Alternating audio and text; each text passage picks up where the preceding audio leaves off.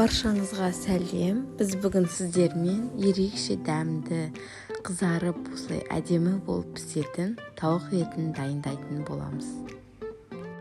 Ол үшін біз ең алдымен тауығымызды жақсылап жуамыз. Одан соң тұзымызды саламыз.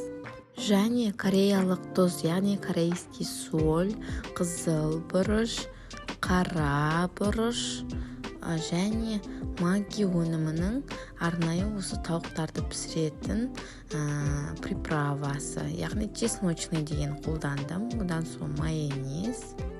Одан кейін чесногымызды майдалап турап қосатын боламыз. Чеснок қаншалықты көп болса, тауығымыз өте дәмді шығады. Одан кейін томат және кетчуп қосамыз. Бұлар қызаруына жақсы үлес қосады. Және соя соусын қосамыз, ол бізде ерекше дәм береді. Сондай-ақ жақсылап араластырып, 1-2 сағатқа бетін жауып қоямыз. Жақсылап маринадталған соң, табамызға фольга төсеп, рет-ретмен орналастырып, печкамызға саламыз.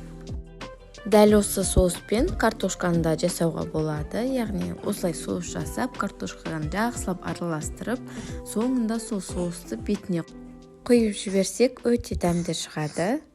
Міне, көріп тұрғандарыңыздай, осылай қып-қызыл, өте шырынды болып шықты тауығымыз.